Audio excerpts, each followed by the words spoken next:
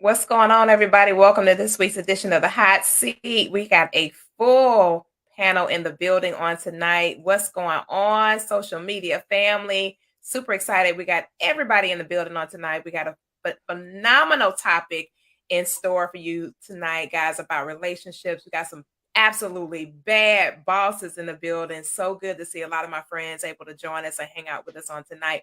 So we're going to go ahead and get into this conversation because it's going to get juicy. Very, very juicy, and it's going to be a great topic on tonight. So welcome in. As you're coming in, go ahead and share. Let all your friends, your neighbors, your relatives know that we're in the hot seat and we're getting ready to have a dynamic relationship conversation.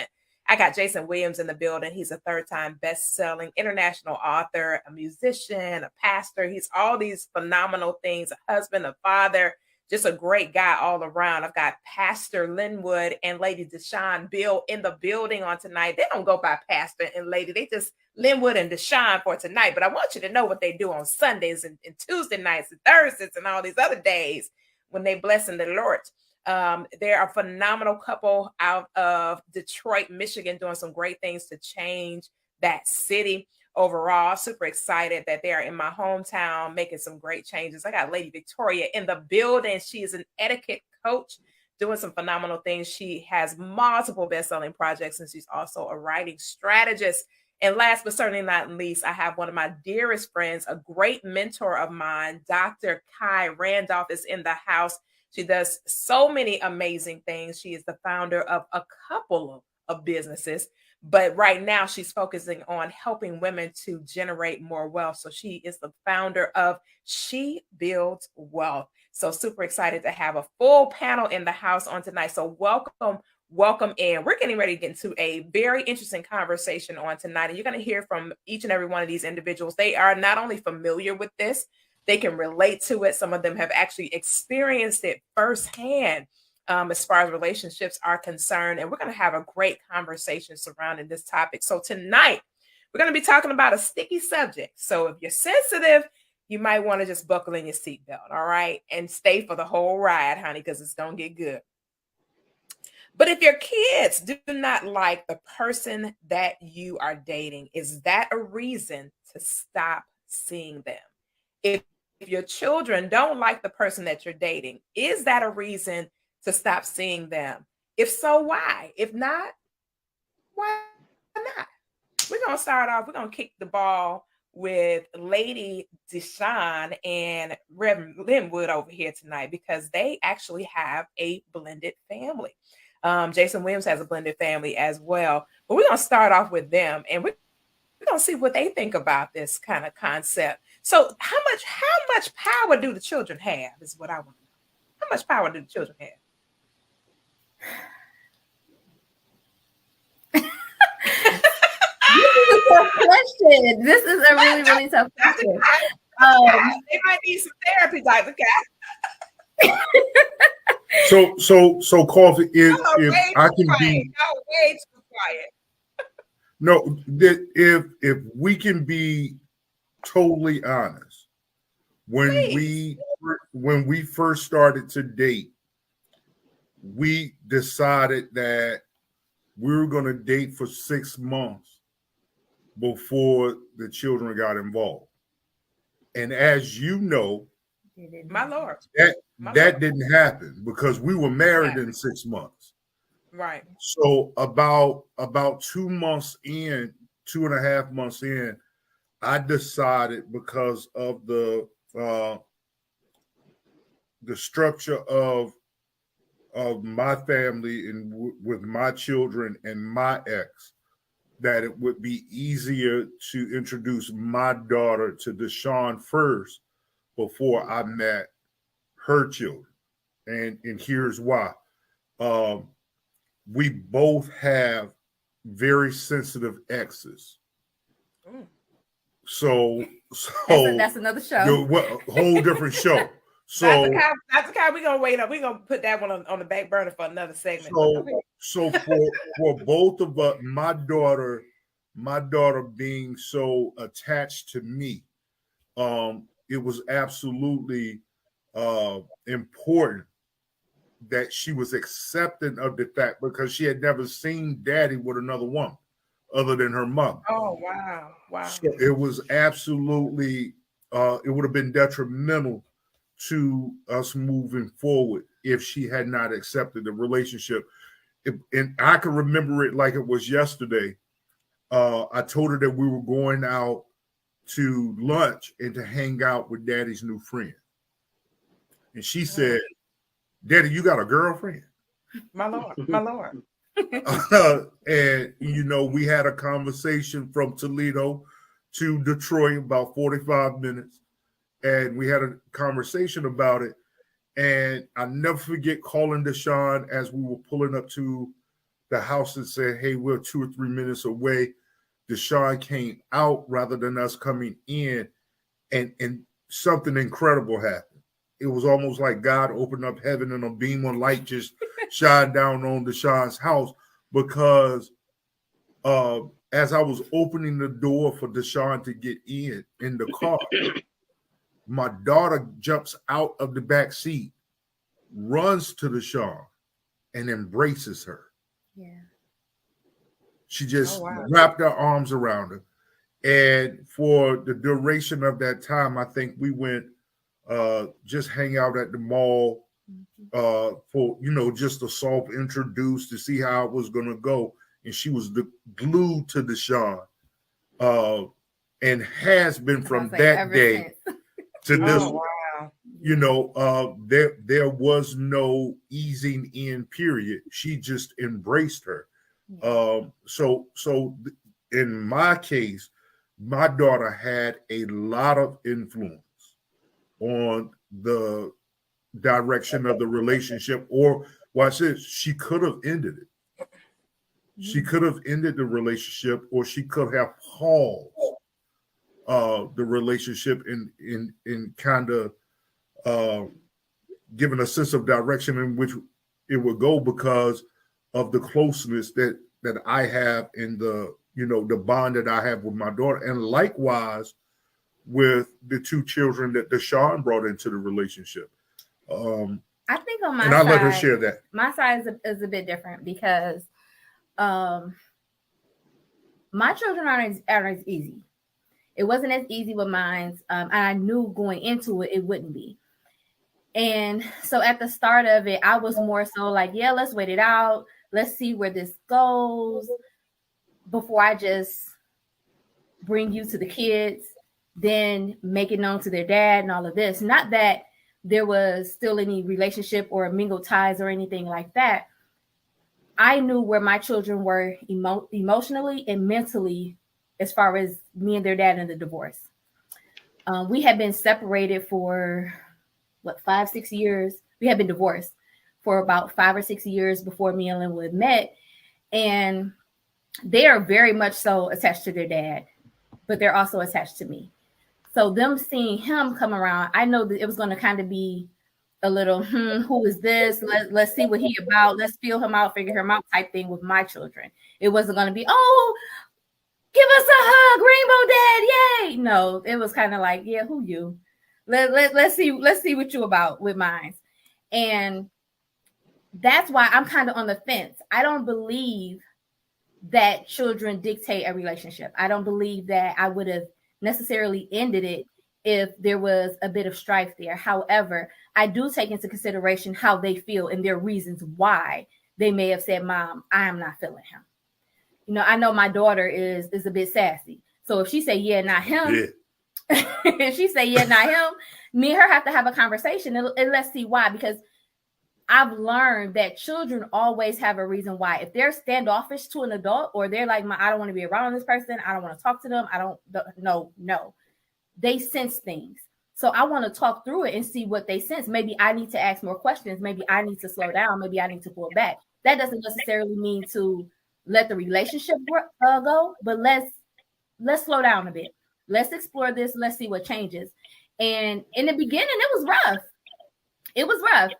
I think even now, sometimes we still have some struggles when it comes to my children, because they're still learning loyalty, right? So they're trying to figure out the space where they can be loyal to their dad, love their dad, and still be friends and have loyalty and love Linwood as well. So we're still in that space, and we're 2 years in now, and they're still in that space. And part of that is dealing with the exes. You know, when everybody's not necessarily on the same page or as accepting as everyone moving on, it makes things a little bit harder. So I say you have to talk to the children, be open, be honest, have a conversation, and see what their concerns are, what the issues are. And it may just be children being children. They're clingy to their parents and they just want you to themselves. They're afraid of change and they don't want to see their family dynamic change.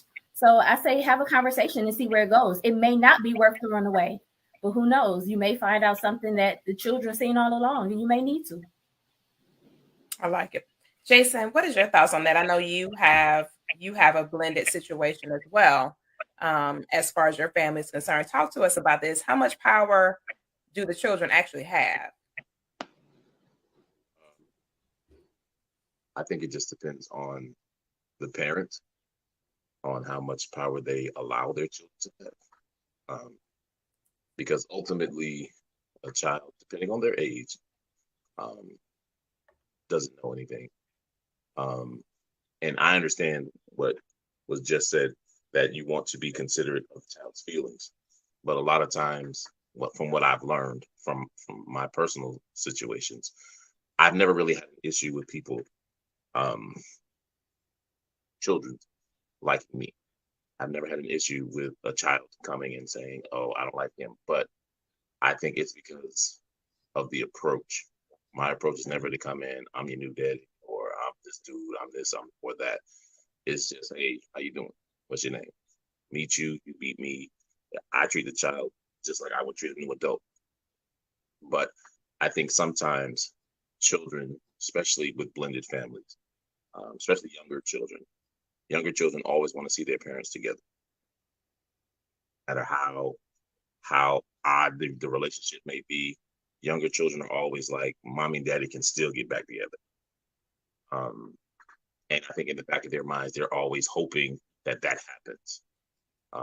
So when a new person comes in, a lot of times, I'm not gonna say all the time, but a lot of times it's a test. It's a test because they want to see, if they can keep you away long enough for mommy or daddy to kind of come back in, and then we're all a family again. Whether you were there from birth or not. Because I know my daughter was like that. She was just like, look, at some point you and my mom will get back together. And it was like, nah, it's not gonna happen. But she always had that in the back of her head.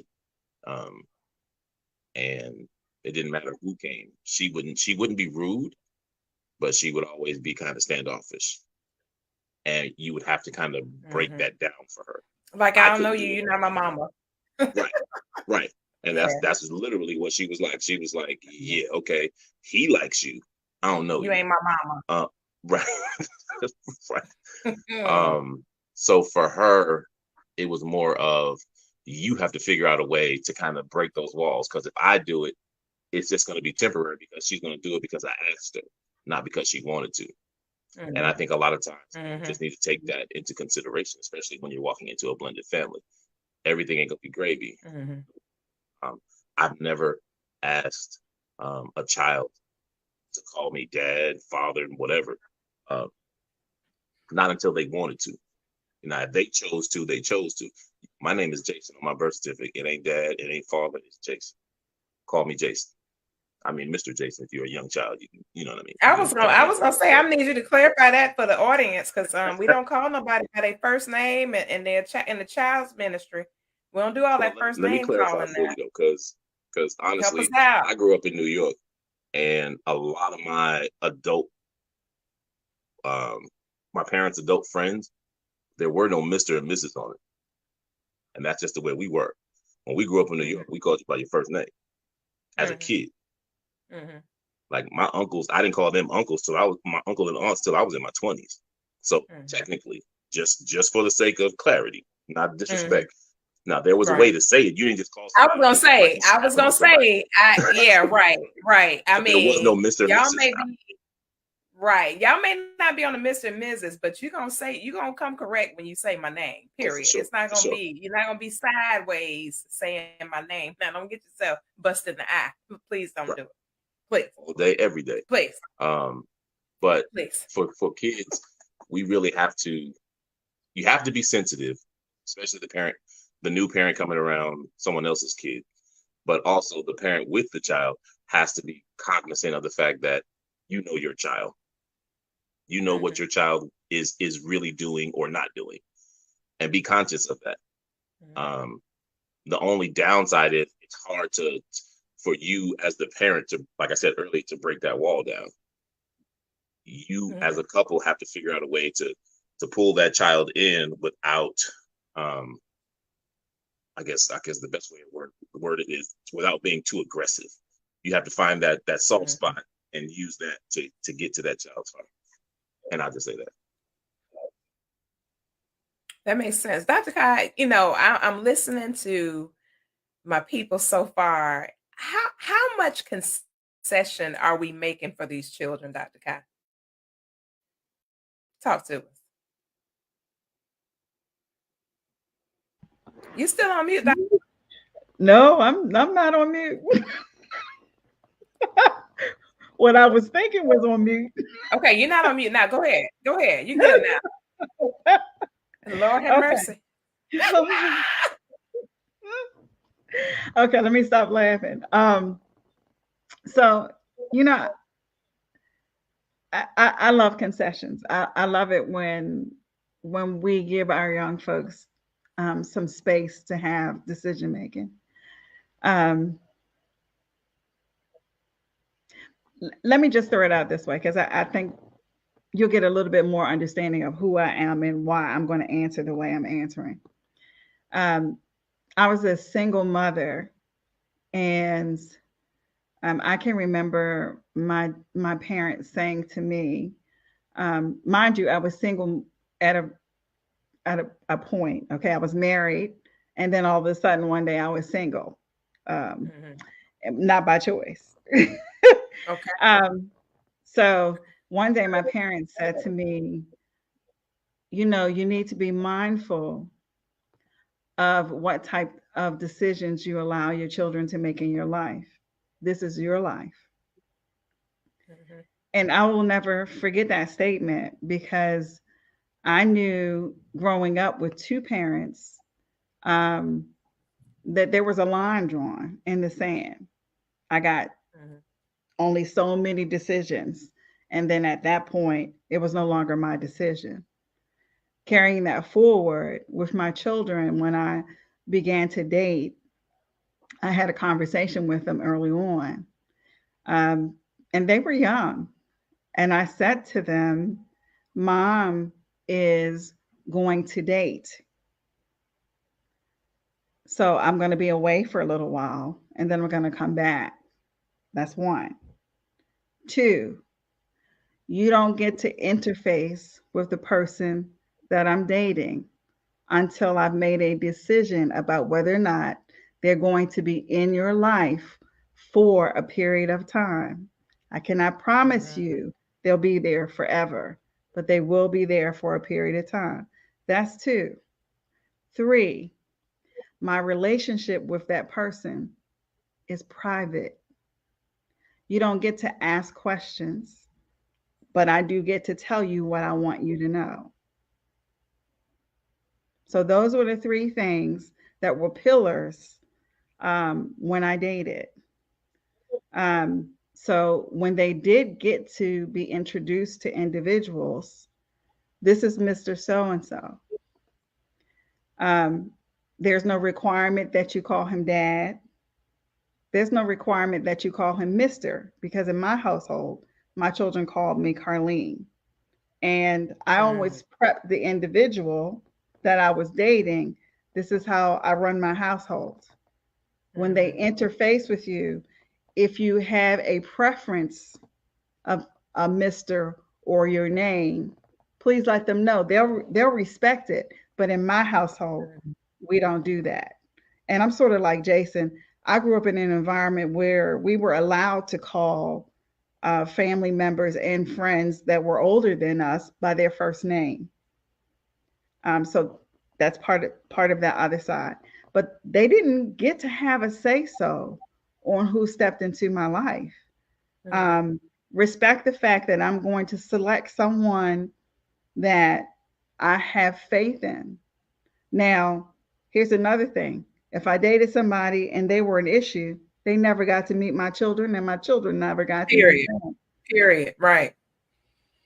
So I think the other part of it is, though, as long as we are describing to our children what healthy relationships are and what dysfunctional relationships are, we're okay. It's when the parents don't have that conversation, right? Whether or not you're that strict parent or that liberal parent, it's when you don't have that conversation with your children, and or you treat your children like they're your friends. You're not my friend. I'm your parent. You were put on loan to me, and my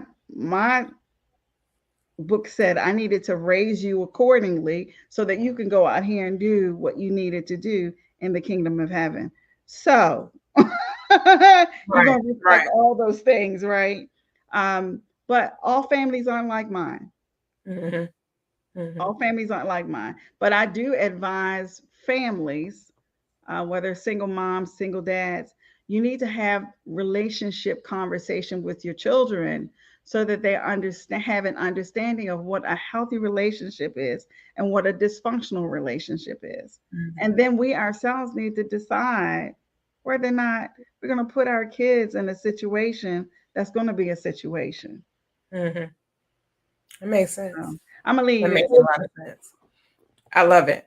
Lady Victoria, what happens when we have set these ground rules and we've got this structure, we got everything the way that we need it to be as a parent and a guide and a compass, and our child just simply does not like the person that we're with? How are we supposed to address that?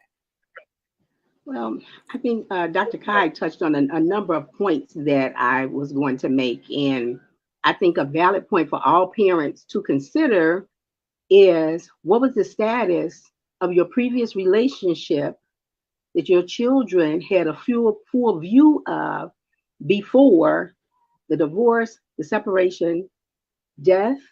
There are a number of other factors that the child could be affected by in the household, and perhaps they are afraid that that same thing is going to happen again. So they always have a valid reason for their fear. And I think that it is the parents' exclusive job to do a thorough investigation of what their child is afraid of, why they feel the way they do, all of those things, before there's even any interaction or even any talk about your dating. Sharing that information with your child. The age of the child matters as well. You might have minor children still living under your roof, but you have adult children that live somewhere else. So you have to consider the maturity level of those different age groups as well. And again, the adult child and the minor child needs to have their questions answered and their feelings validated. The other thing is the personality of the child. I have 4 children, and they all have 4 distinct personalities. Now, 1 and 3 are pretty similar, and 2 and 4 are pretty similar. But at the same time, I deal with each of them differently according to their personality and according to their capacity to handle whatever information I'm sharing with them at that time. So again, what was the state of the parents' relationship before they were in a situation, whether they were married, divorced, separated, death in the family, a parent that's incarcerated, a child in the home that was abused? They might be happy that their abuser is no longer there. And they may be open and welcome to someone else that they feel like won't put them in harm's way, won't pose a danger or a threat to them or to their they might not, or the other side of that would be that they don't want nobody around for fear of what could happen to them. Exactly. Yes, because they don't want to put a repeat performance right of what had been going on. So I think that it is a very delicate situation. And again, I think we need to explore personality of the child, the age of the child, the state of the home, and the environment that the child was living in. And now they're faced with perhaps another person coming in, even if they aren't living there, even if it's just someone that you're dating, you decided, well, you dated them for 6 months, 9 months, whatever it was, and now you feel that it's safe to introduce them to your child. Consider all of those elements before we bring another person into the individual. And it's not giving over control to the child, but it's a protective measure for your child. Because you bring someone in and they're one way with you, and then they come in and they crazy with your children, and they're in your home, then you just open up another whole can of worms. So I don't think we should give power to the children, but I think we definitely should investigate, like I said, validate their feelings before we share information.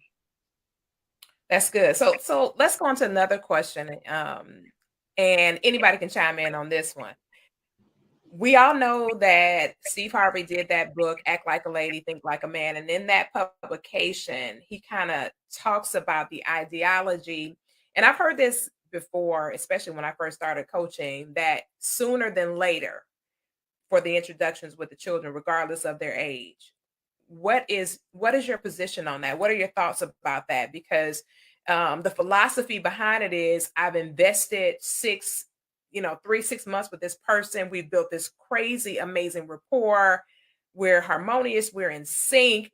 And then now here comes the introduction with the children, and it's just chaos and calamity. But I've invested all this energy into this person, and I don't want to be without the person. But there's this huge wedge between them and my children. What's your thought about that timing? Anybody can chime in. I want to just dive right in, Koffe, because when you're intentional with the person that you're involved with, you want to love every ounce of that person. There's no way going into this marriage and in this engagement that I desire with Deshaun, that I had to see the full picture. And watch this. The full picture wasn't all that pretty. But it was so beautiful in the way God presented it. Even the challenges were worth it to me. Going in and meeting the children, because like we said, we had said it was going to be 6 months. It wound up being like 2.5 months before the children were introduced. And we took a different approach with her children than we did with my daughter. I met her children at a community event her mom was doing. And to this day, I would say I have a stronger relationship with them than I had then. But to this day, our 10-year-old Isaiah, she has hot and cold moments. She has hot and cold moments. And I thank God that we didn't wait 6 months, because watch this, that put her on the back burner for 6 months too. That put her on. That is, that's a good thought. We would have been 6 months involved, 6 months invested. And this baby sitting over here not even knowing what Mama and Lynn were doing. Right. And we are delving deeper into a relationship that has intention. That intentionality was our focus. Look, we're not dating to be dating. We're not placeholders. You are my future wife. I'm your future husband. We're building this idea of life together, and that life involved 3 minor children. So in that, as Lady Victoria said, I had 2 adult children as well, and 3 grandchildren. So, and when y'all got a lot of people over there at the church, Linwood, my listen, God. I've been daddy since I was 16 years old. My Lord. And my granddaughter Koffe, when she first met Deshaun, she's the rebel. She's like, she was the one that wasn't even the children. It was my oldest granddaughter. My oldest granddaughter said, "Big Daddy, what you doing with that young girl?" My Lord. Sure did. Yeah. She was, well, I think Manaya was at the time, she was 10. I think. She was 10 because she's about to be 13. Well, she just turned 13. And she said, Big Daddy, what you doing with that young girl? And I said, I had to say, Manaya, that's an adult. Now, mind you, another sidebar for another show that you'll invite me for in a few weeks. Yeah. Deshaun is only 8 years older than my oldest daughter. Oh, mighty Christ. So there were so many different dynamics involved in blending this family that, you know, it wasn't just the children, but, you know, we were dealing with grandchildren issues and all these kind of different issues. But I think that introducing everyone in the timing that we did gave them time to understand how serious we were about being with each other. Because you got to understand, after the children being introduced at 2.5 months, 3.5 months later, we were married. So we the way we moved, we didn't have a choice but to introduce the children and the grandchildren into our lives because of the intentionality that we had toward one another. Yeah. And I think moving in, me personally, I was the one that's like, yeah, let's wait, let's ease them into it. But I was thinking more so of, I know where my children were, right? Even though me and their dad had been separated for a while, there was a lot of strife, turmoil, drama, and they were still dealing with a lot with the separation and being, you know, pulled one way and not knowing, you know, where to go, what to do, who should I talk to, who do I like, can you do that? My dad said, you know, so it was a lot that went along with it, with dealing with my children versus, you know, his daughter who had never seen him with anybody else, right? That it was pretty much a clean break. They were done. It was over with. Where on the other side, I was dealing with a whole lot more. So me wanting to kind of slow it down some was because I was thinking of them and not trying to put too much on them. And like he said, even now, my daughter still has hot and cold moments where like she's good and he's her best friend. Like they run around the house like kids and I'm screaming. And then there's days like she may have been with her dad for a few days and then she come home and it's like, okay, we got to warm up again. And I try to explain it to him because I don't take it personal. She does it to me too. It's just something about when she goes there and comes back. Right. Have to get back into the routine, even with school, get her back into a school routine, get her back into, hey, you don't do that here, do that there, you know, those type of things. So it's nothing personal. She's just really still adapting to this new life. It's taking her longer to understand that mommy and daddy are divorced. We will never be together again. This is your new normal. And so while he didn't really have that adjustment period or that much of an adjustment period with his daughter, it's been more and it's been harder with my kids. So and that makes sense because there's two different lifestyles that your children are experiencing. And there's not, and sound based on what you guys are saying, there is no similarities to the lives. Oh no. So they're going from one our marriage is a definition of work. Yeah. And the other part of that is, you know, when I went through my divorce, my daughter was with me. She was originally with me, so that bond was built. That there was a trust that I believe, even though she was youngest, and she's the youngest child in the marriage now, being that she had been with dad and only been with mom on weekends until just before Deshaun came into my life, I believe that even though she hadn't seen me with another woman, there was a trust that I wouldn't bring anyone around that didn't have her best interests at heart. So, you know, there was a different mindset. And, you know, Deshaun, all of our children are spoiled. Rotten. Like rotten. All of them. All my biological, they're all just rotten. So just bringing them in sooner, Koffe, I believe, has helped us sustain healthy relationships with them, because they didn't feel a sense of we were hiding anything. Yeah. They and in my conversations with God knows I'll be glad when this boy is grown and on his own. But her son, in having very candid personal conversations with him, he appreciated the fact that he was, brought into the loop. He had questions and I answered them. He, even now, when we laugh and joke about things, he asks, how long have you been around?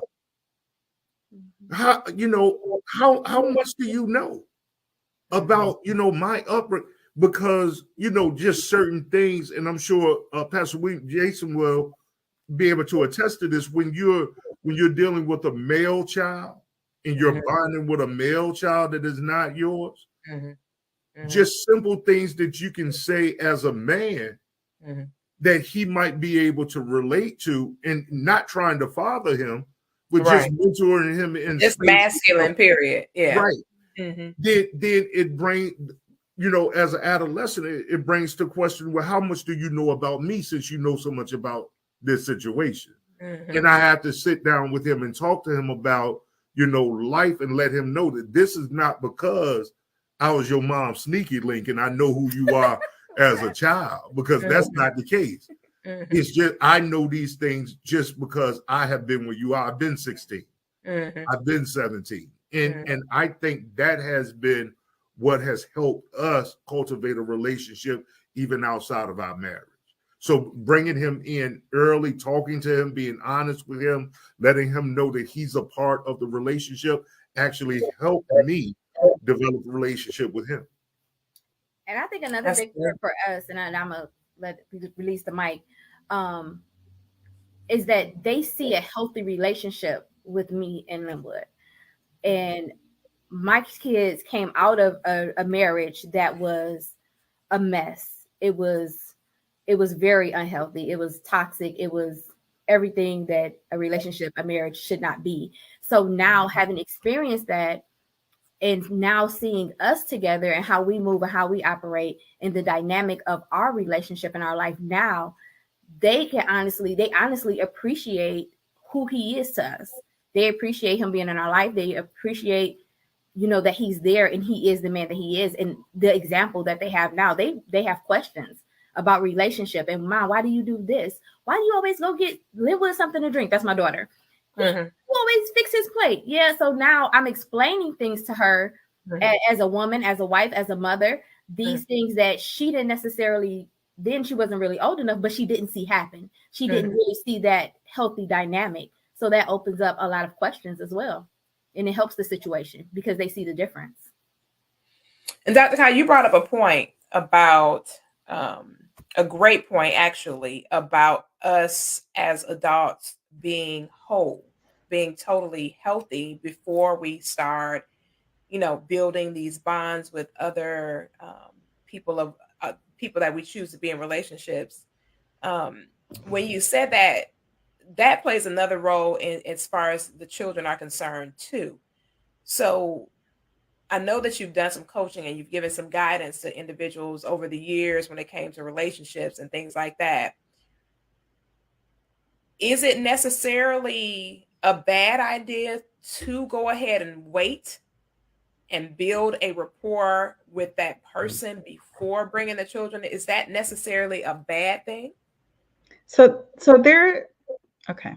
In the book of life, there is no right or wrong, right? We have experiences. And you've just got to know yourself, and you've got to know your partner. You've got to know your children. And it's a balancing act, right? And my suggestion has always been, you've got to know whether or not it's a half teaspoon of sugar or a whole cup of sugar that you're going to add to the mix. And children especially, because they're delicate, right? And most parents, none of us have been through classes to be a parent. No. We, as my grandmother would say, we understand what the good book says, but when you're in the mix of lifing with your children, you don't always have that. I got to do it this way, and it's got to be perfect. I would say to most families, whether or not you're a single parent or full range different dynamics for parenting, I would say take your time and getting to know your partner because you already know your child. Mm-hmm. It's more important that you get to know a partner. And why? You know why. We've got so many dysfunctional relationships out Right. here, Right. and people getting into a situation where that significant other is not good with the child, Mm-hmm. or so many other things are being brought to the table that it becomes a situation. And I'm going to keep bringing that word up. It becomes a situation, right?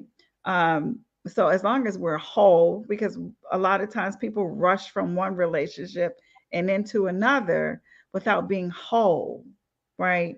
And there's no time frame on how long it takes you to become whole, but there are moments that you know whether or not you are whole or not. Mm-hmm. There's a difference between loving and longing for a person, Mm-hmm. That's a fact. and and the adult has to be able to understand that and explain that to the children so Mm-hmm. that they can see what the difference is, right? And they may not ever get to see you longing for a person, or they may, depending on where you are in your wholeness or lack thereof, Mm-hmm. right? So there's a lot that goes into that. And so my wish and my prayer for those out there who are watching us is that you find yourself in a place of wholeness. If you're not, don't dare entertain a person to take it to the next level. It's okay to date and you're not whole, but make sure you're finding your way to wholeness. Mm-hmm. And you need to be respectful and allow other people to know that you're not whole, Mm-hmm. right? Hurt people. So you need to figure out how you're going to get to wholeness. You're going to have to talk to your significant others or soon to be significant others about the strategy to get you there. Mm-hmm. Um, and then, and only then, do you think about introducing your precious babies. And whether or not they're adults or children, Mm-hmm. if you weren't whole, as my sister said beforehand, if Mm-hmm. that relationship wasn't a good relationship and they never found healing, it's coming with them just like your issues are coming with the relationship too. Mm-hmm. It's a bomb. It's not even a bad mixture of a salad. It's a bomb, Mm-hmm. right? It's going to explode. So we need to. I know all of us here wish for wholeness for everybody Absolutely. out there, but you need to be whole before you start introducing things. That's good stuff. Jason, so Linwood brought up a really, really solid point about that male bonding. You know, when a man comes into a lady's life and she has a son, and you know there's this testosterone challenge that is going to arise. Period. It's going to manifest whether you want it to or not. I don't care if you're a tiny human or a grown guy. It's going to be some headbutting. So with that, if you find that headbutting persists, what are some avenues that a guy could take if he really believes that this woman is supposed to be in his life? What are some solid avenues that he could take in order to build a rapport? It may not never even turn into a friendship with the son. It may never get that far. It may just have to be cordial rapport. But what are some strong strategies that could help a guy to overcome the objection of, of, hey, you talking to my mama? Well, my stepson initially never felt me. The first time he met me, he was playing a video game and he's just like, "Hey, went back to the game. And over time, for me, what I did was I just kept coming around. I said, hey, what you playing? Oh, I'm playing 2K. All right. You think you could beat me? So I joined in with what he was into. Then, as Linwood said, there were times he would be going through stuff, especially like with his dad at the time. I could explain stuff, like Linwood said, about how he felt. And he was like, how do you know? I said, dude, I used to be you. I said, there's a lot of things I could tell you just from being a man, period. Growing up as a kid, I used to be your age.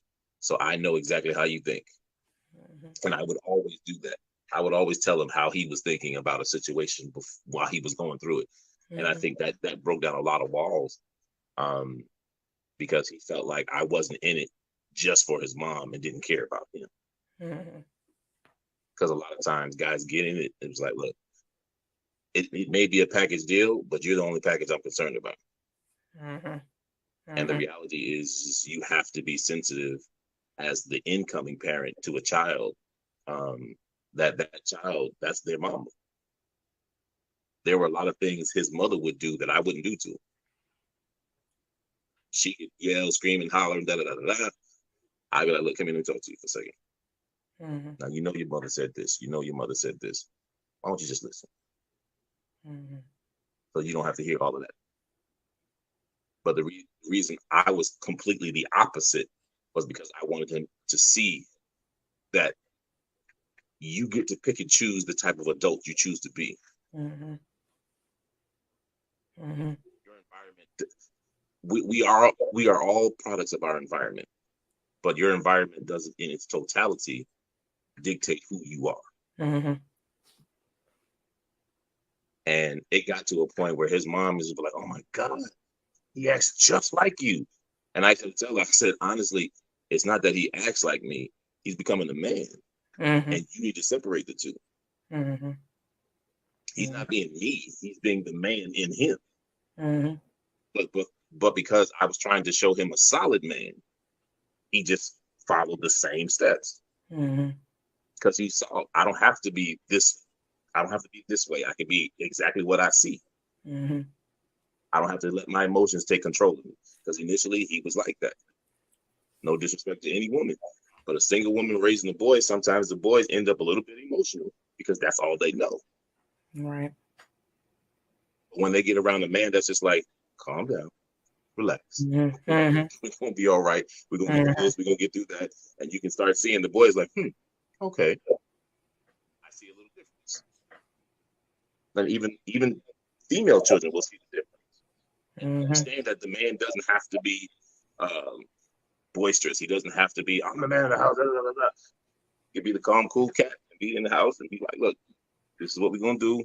Everything's gonna be all right, no matter what the situations are. But you have to be willing to see it for what it really is, and don't ignore it as child just being a child. No, you have to really be a parent, even for a child that's not yours. And sometimes that's hard, especially for a man. Because I know for me, I wasn't spending a whole lot of time because of the dynamics between my son's mom and me. So spending a lot of time with him was cool, my stepson. But on the inside, I was still hurting because I wasn't able to spend time with my own son. So it was hard because it was like, I wish I could do this with my son, but I can't. But I can't just ignore him because I can't do that with my son. Right. So that's a hell of a toss-up that sometimes women don't see that a man has to go through, especially if you have kids outside of the relationship. You don't see the man on the inside because most of us, we strong. We're gonna stand up and just do whatever we're gonna deal with our issues. But the reality is, for a man that has a son to have to take care of your son, and not saying that the other father may not be involved, but if we're in the household together, it's tough because my mind still is like, man, I have to rear this child the way I would rear my own. But at the same time, I don't have the privilege to rear my own if you're in that dynamic, which I was. That's good. Koffe, Let me let Victoria hop in, Linwood, quickly. Jason, thank you for that. Lady Victoria, I know with you doing your coaching, she just got hit out.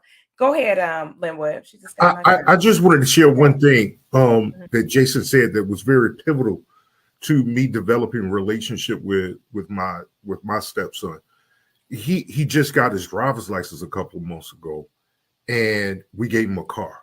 We gave him one of my old cars, and when we gave him the car, I had an opportunity to sit down with him and not only talk about the responsibility of having the car, but I let him know that when my oldest son, who is now an adult, was your age, I didn't get a chance to do this for him because of the relationship with my ex-wife. She didn't allow him to accept it at that time.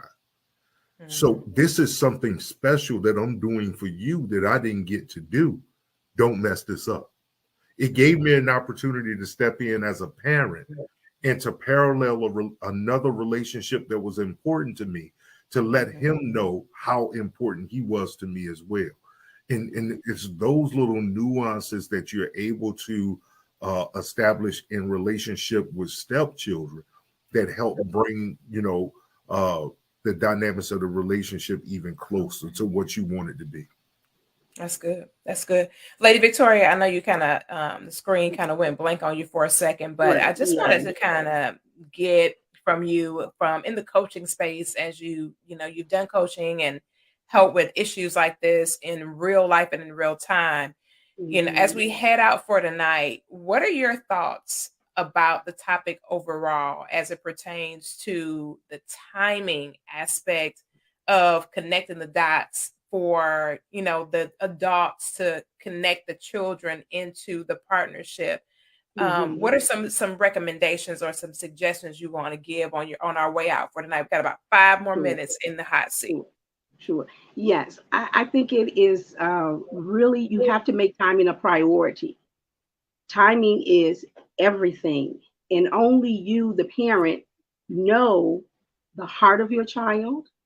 Now you're trying to build a new relationship, but I also strongly suggest that you weigh the scales carefully of who you're going to prioritize first, your new relationship or your children. And I think that is key. It is essential that you weigh that out carefully. And just real quick, you were talking about that, and I was thinking this whole time, would I share this information in my mentoring space? I have a mentoring program for preteens and teenage young girls. And I had the opportunity just yesterday to unexpectedly spend hours. What was supposed to be a 20-minute talk ended up being over 2 hours of talking with a young lady, a teenager, that is just in this space where the absent parent, her dad, isn't in the picture the way she wants him to, but her having walked alongside him in his personal journey for new relationships for years.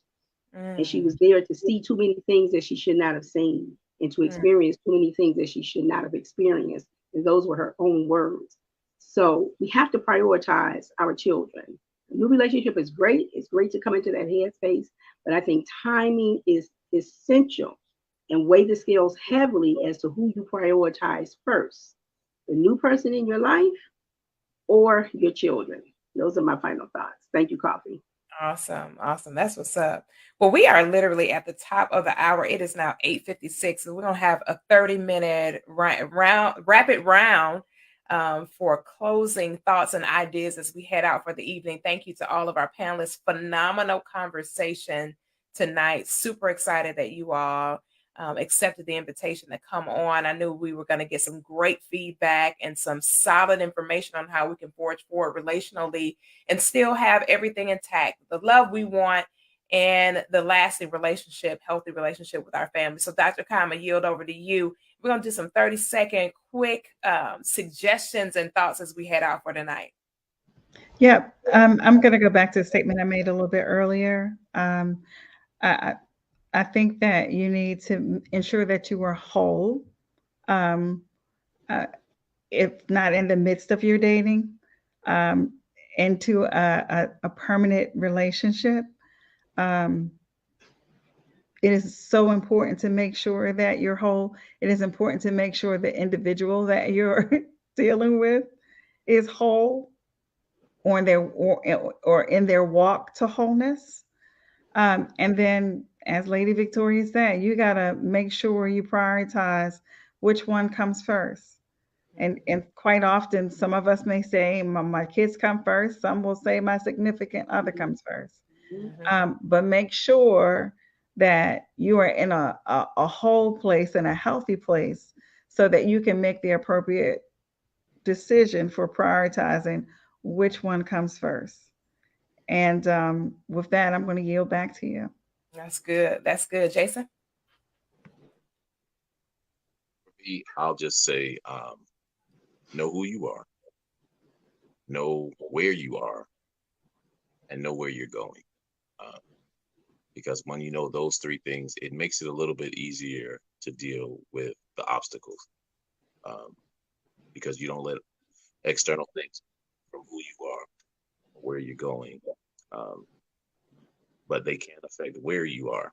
Because sometimes you have to make the decision of where I am may not be the place I need to be. But you need to know those things before you get into a situation, especially with blended families. And just be cognizant of those things. Everything will be all right. Awesome. I love it. Linwood and Deshawn?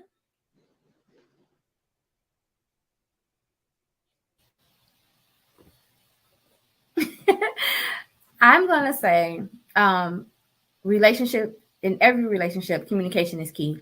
And with a blended family, you're dealing with multiple people, multiple personalities. And with children, they want to be included. They want to feel loved. They don't want to feel like, you found your significant other and they're forgotten about. So I believe communication and inclusion is key when you're creating a blended family. I love it. Linwood? Bump them kids. No, we love the babies. all this. Y'all always think it's me. It be him. Listen, We done did all this. We done sat here, had a full counseling session. Then he says, bump the children. Lord. no. Why, Dr. Kyle? Why? No, I totally agree with my wife. You have to consider the children, and I believe that communication and introducing them at the perfect time, and being honest with them, not sugarcoating anything, but communicating with them on their level is pivotal to the success of the relationship. Absolutely. And last, my final toxic thought for tonight, people come and go, but guess what? Those children gonna be with you for the rest of your life. So choose wisely. Choose very, very wisely. With that being said, thank you guys for hopping in, hanging out with us on tonight. We appreciate seeing everybody in the building with us tonight. We'll see you guys again next week on another edition of the Hot Seat. Until then, grace, peace, and blessings. And we'll see you guys. Good night, everybody. And thank you to all of our fantastic panelists. We'll see you guys again.